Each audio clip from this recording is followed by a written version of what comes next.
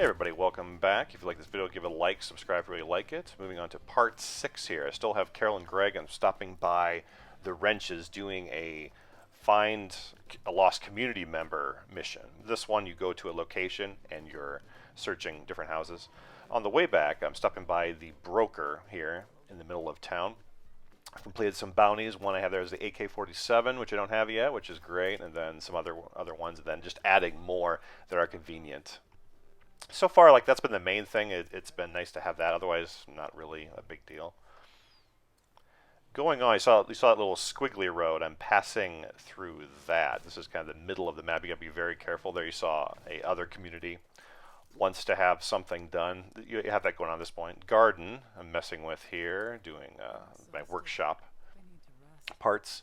This is the cell tower in the middle, and as I mentioned, like with ammo, sometimes it has a lot of 9mm ammo I'm finding this time around. This crossbow I like. You see the crosshairs there. It's a little bit larger. You can see what's going on. Stopping here, doing a lot of, like, I'm just picking up this, fueling up this small car in case I happen to use it later. Here, searching all four. This is about the third one I found. This barn that I was able to find the survivor. But how this plays out is you can choose to recruit them yourself. They don't want to go back, or let them go, or force them to come back. Messing with the farm here. I don't have a gardener, so looking at whether to get a book or not. A random survivor along the way.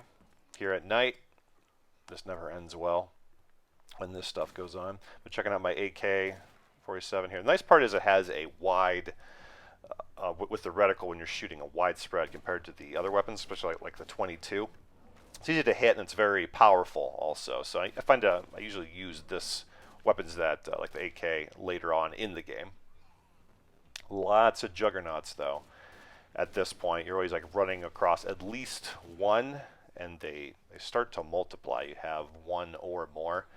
But as I always say, here I'm at night, and it's never good to get into too much combat. Running off here, the survivor is with me.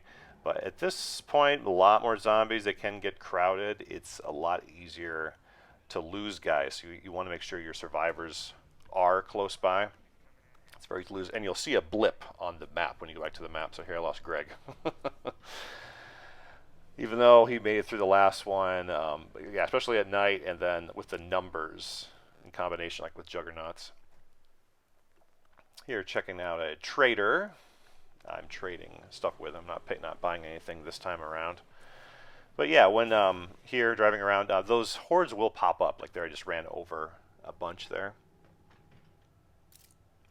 Made it to the grunts here. I'm abandoning the survivor mission I was doing to do theirs. This group has popped up in past games too, and I find them to be useful, and you'll see later.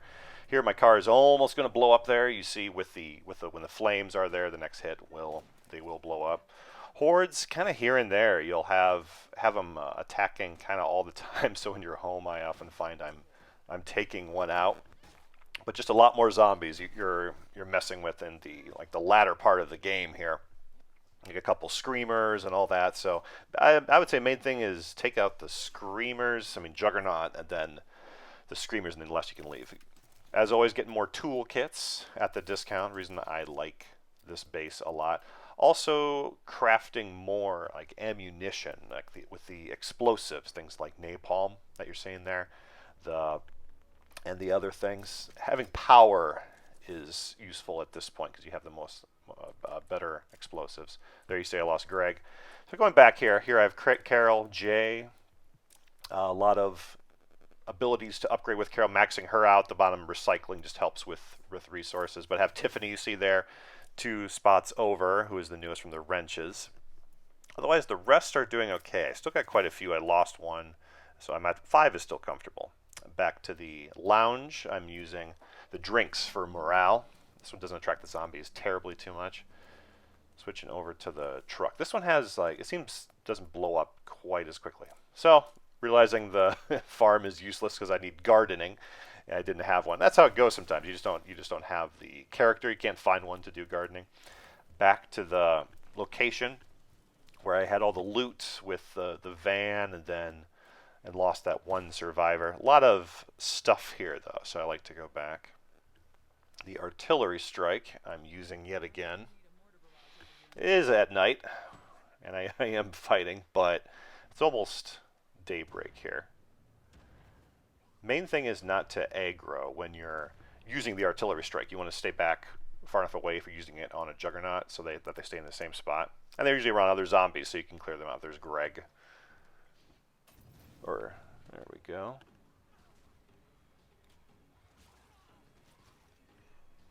Yep, napalm always works. Works very well. Just takes one hit, and then once the engine is on flames, boom, that is it for your truck. Fortunately, I got it in the spot I need to. You can still use the trunk even after it blows up, and you can always repair it. It's not a big deal as long as you always have repair kits. Getting rid of one of my outposts here.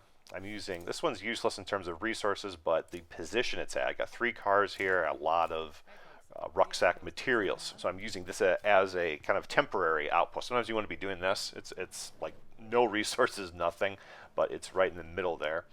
The van, I'm finally getting a van here. I like to have one of these. They have 8 slots for rucksacks. If you get the cargo van, which this isn't, you can have 3 or more people in it, which is more useful. But it's usually like the repair van or one like this, where it's just those 2 front doors. This is the survey vehicle. This one has a wider line of sight. You can see around the map, and it's a little bit zippier, quicker. Here I'm doing the slicing mission with the grunts. I have to cut off so many arms and heads, and then I complete it. And the last couple there, and then I do that. And it's daylight at this point, so it's okay. So you want to plan to travel even when it's dark. If it's going to be daylight soon, if you're going a long way, you can do it during then you have more time. During daylight, makes it easier. They're using my zippy car. I'm finally going back to the wrenches. I got to tell them that I'm taking Tiffany as a follower. You usually have time to do these. You don't have to rush and go in right away. But this is no biggie. They're still friendly, so I didn't remember what would happen if you do this, but this one's not a big deal. And I still have the 2 of them, and they're in a good spot. Here's the opposite type of outpost compared to the one I did for resources. I'm doing this one purely for power, which is a huge morale boost, costs a lot more, but strategically I'm not going to use it probably ever to drop off resources. It's just kind of out there. Best part about the van, I have all those rucksacks, 7 now there. And as I'm going by vehicles, sometimes I fill them up with gas repair. If they're in a kind of convenient spot that you're going to be using them later. And there, he's out of the way. And he just accumulated. There's 2 jugs behind me, 2 juggernauts. So what I'm doing here, this has been the most useful nearby community in any game I've played, I think. I'm honking and luring them over to them. And there is 3 of them, so I'm doing one at a time. Here I'm clearing my jammed, silenced 22 pistol. So I got the first one, going to the next one. So I got two of them here close by. And if there's not too many buildings, the zombies usually don't spawn either. It's just a convenient spot. Got that 3rd one out there, aggroing him over. And fortunately, too, even this is an open area with the trailers. It's not like an enclosed house where it would be more of a pain to drive over. Got that one going back here. Switching to a shooting range. This can help with your shooting skills. You can do it without having I haven't had too many bloaters there. I'm shooting one in this game for some reason. More ferals instead of bloaters. Those seem the 2 kinds. Screamers is pretty consistent along with juggernauts, though. Dropping off all the resources. One thing I'll do in the base, and everyone else will do this too, is parts. When you get over that 25 line, you can make each material a part 15. So I'm doing that there.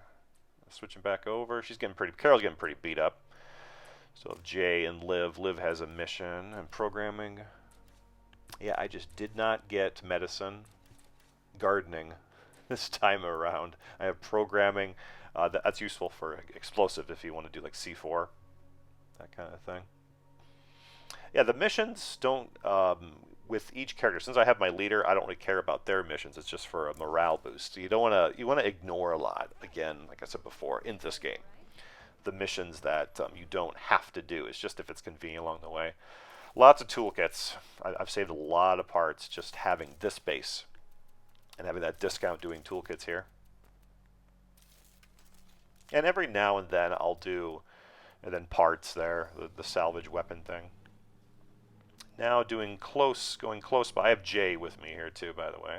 And now I'm playing Liv.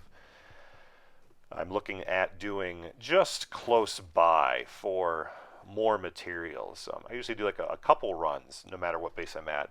Just what is close by. Searching houses, and whatever I get, I drop off.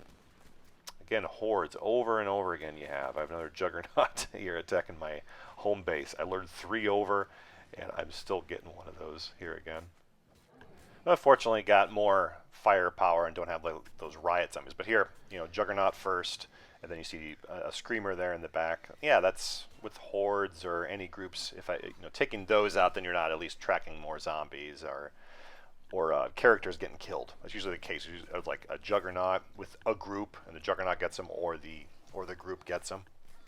But just a ton of zombies at this point, and they only increase like with each plague heart that you take out. So you want to always keep moving and pace out like the plague hearts that you're taking out. But not too bad. Like there was just one guy in the back there you saw with the riot gear.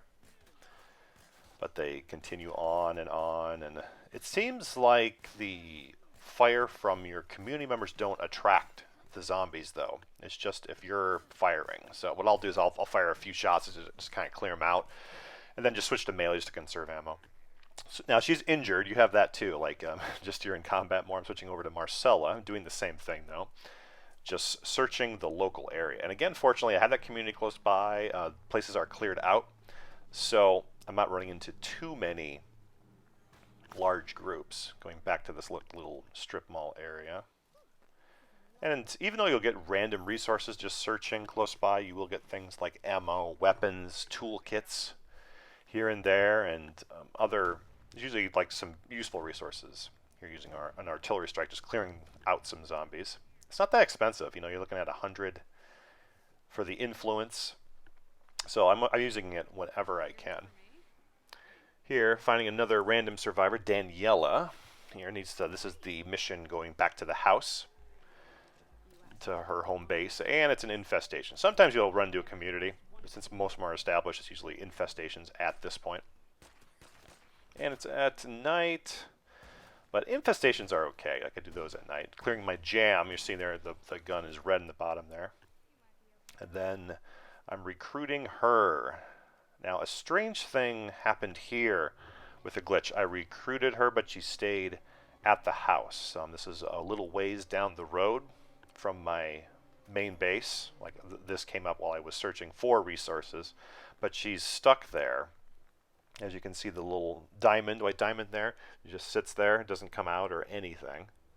So I don't know what is going on with that one. So what I'm doing here is I'm switching characters over just to kind of, maybe that'll iron out the glitch. I'm attempting to do that.